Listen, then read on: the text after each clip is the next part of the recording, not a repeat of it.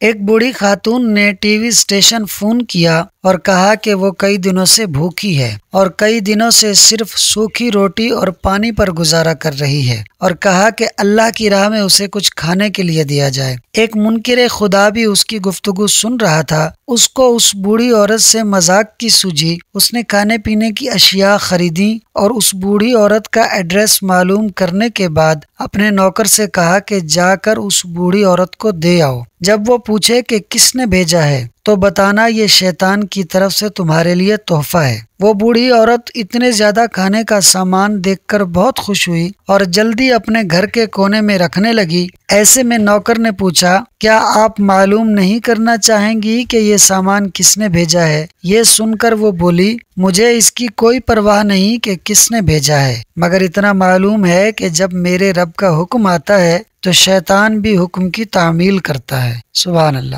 دوستو، ویڈیو اچھی لگی ہو تو فاسٹ سنو چینل کو سبسکرائب کر لیں۔